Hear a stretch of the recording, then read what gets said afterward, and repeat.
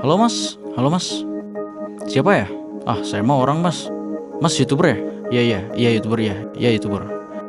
Sinematografer berarti. Sinematografer juga ya, sama iya. Sinematografer juga. Filmmaker berarti. Filmmaker, ya filmmaker juga ya. Editor, ya editor juga. Yang bisa bikin animasi itu kan. Videographer juga pasti. Videographer. Jadi gini mas, saya mau nanya mas, saya pengen bikin video sinematik mas. Gimana caranya mas? Video sinematik ya mas ya. Oh, bikin sinematik gampang mas. Tinggal jangan lupa download aja di Google Blackbar PNG. Yang lu bisa taruh tinggal giniin. Nanti jadi ada itemnya di atasnya. Nah, itu udah bikin sinematik ya. Dan jangan lupa juga download yang namanya Loot. Download aja di Google Till and Orange Loot, gratis gitu, free ya. Udah jangan yang bayar, yang gratis aja, banyak. Nah kalau udah kayak gitu, mas tinggal video aja. Saya nggak ada kamera mas. Oh nggak usah pakai kamera. Kalau cuma adanya HP, pakai HP aja. Kasih Blackbar, kasih Loot, udah. Mas jadi filmmaker, udah. Jadi sinematografer juga, ya udah. Oke. Sinematografer legit, cringe.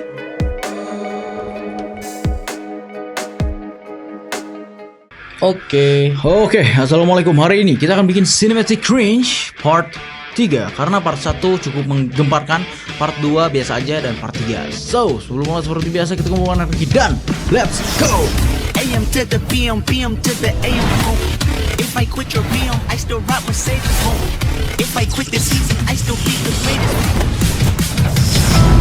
Nah, jadi hari ini buat yang belum tahu, buat yang baru datang ke channel ini, mungkin lu agak sedikit tersinggung melihat tulisan Cinematic Cringe ini ya. Cringe. Karena ini sebenarnya bukan kasus juga sih. Sebenarnya konten yang pernah gue buat, pas gue masih 100.000 pak. Yeah. Itu pas gue masih 100.000 subscriber dulu ya, gue pernah bikin konten yang namanya Cinematic Cringe.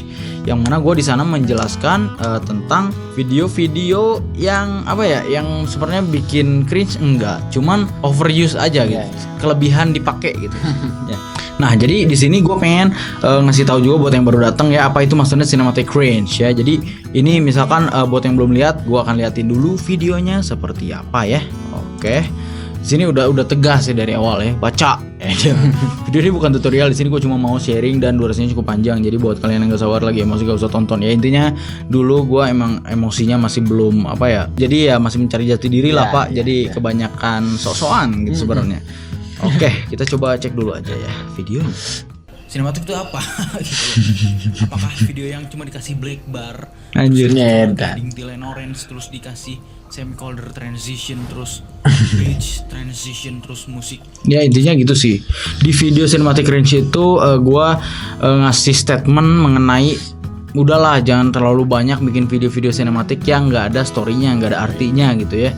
Tapi yang gua rasakan sekarang pak, bahwa video ini memang kurang apa ya, kurang bener cara buatnya gitu. Karena di sana gua terlalu terbawa emosi juga pak ya.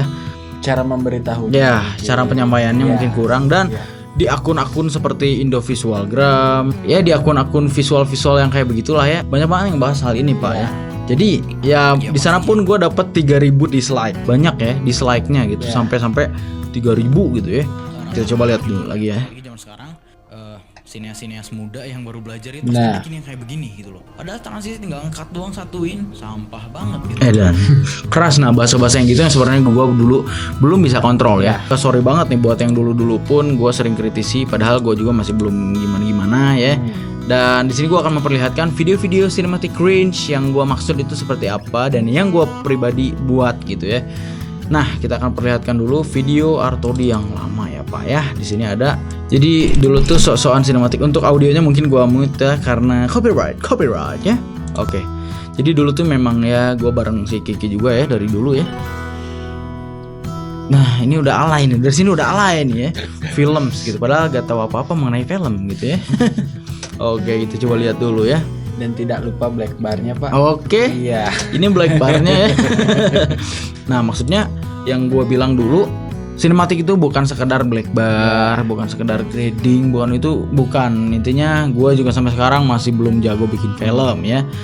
Ya mendingan belajar aja dulu daripada sok-sokan mengaku filmmaker, sinematografer gitu. Tahapnya beda ya.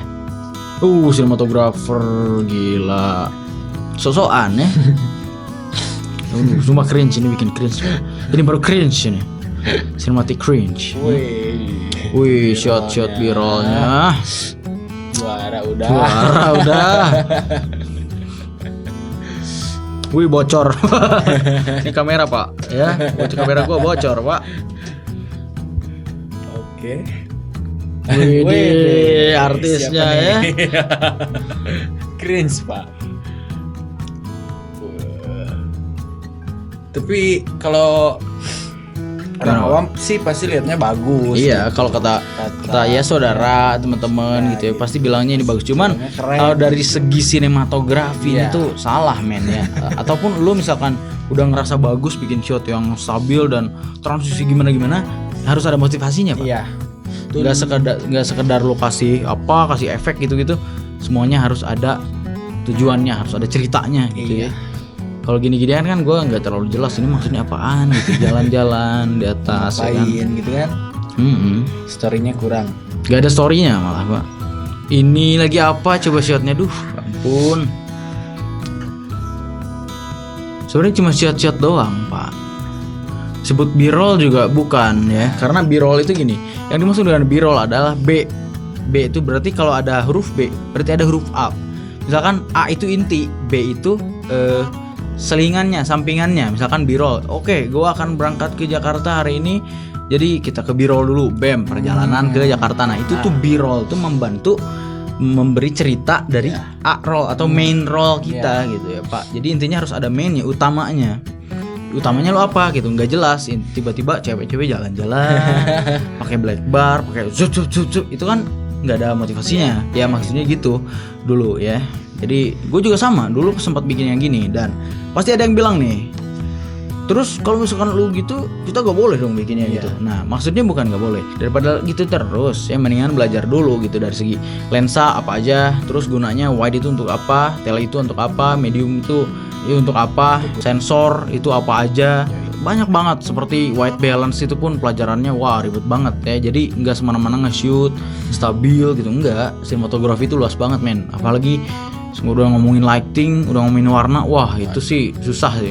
Jangan ini dulu dah ya. Sampai akhirnya kayak gini. Soalnya gue merasa sok jago dulu, udah merasa jago, padahal belum seberapa ya. sampai sekarang gue masih, makanya gue nggak pernah bilang gue sinematografer, content creator, enggak sih. YouTube reaction gitu. Nah. React aja sih kita mah. Dan ini nih black bar kayak ini. Nah, banyak banget yang nanya nih ke gua, Pak, mengenai tentang black bar. Black bar itu sebenarnya aspek rasio ya. Yang harus lu pelajari gitu. Aspek rasionya tergantung dari video apa yang lu mau buat gitu. Aspek rasio yang lu lihat ini adalah 16:9 ya. Ini nih di sini sampai sini 16, ini 9 ya. Dan kalau untuk black bar itu bukan kasih lu hitaman di atas bawahnya, bukan. Tapi lu bisa ganti di sini ya. Kan ini videonya ya. Nah, misalkan ini videonya, lu pengen bikin aspek rasio kayak di bioskop atau yang widescreen, bukan dengan kasih black bar kayak begini. Ini salah. Jadi caranya lu pergi ke sequence settings. Nah, lu harus tahu dulu aspek rasio mana yang lu mau pakai. Misalkan 2:35:1. Kalau misalkan 1080p, lu bisa ganti 1920 ke 817, Pak. 817. Jadi kalau lu lihat jadi kayak begini. Bam. Nah, ini jadi wide dan ini bukan dipotong. Ini bukan dikasih black bar maksudnya. Jadi kalau lu play pun ini bakal penuh gitu. Nah, gitu Pak ya. Jadi gini lah gambarannya. Kalau misalkan lu pakai black bar dan pakai layar yang widescreen, kalau lu taruh video itu bakal jadi kayak begini. Nah, kalau pakai layar widescreen dan video lu emang udah wide dari sononya, itu bakal penuh layarnya. Contohnya HP-HP zaman sekarang, Pak. HP-HP zaman sekarang yang kayak gini, ini layarnya udah widescreen, men. Ini bukan 16:9. Jadi kalau lu nyetel video di HP ini, nyetel film itu udah full.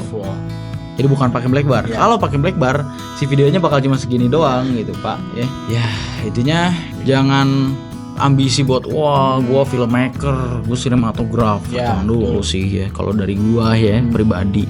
Banyak banget youtuber yang ngajarin, kayak misalkan Mas Gun, channelnya Anggun Adi, atau kalau yang dari luar negeri ada si itu Pat Parker Walbeck.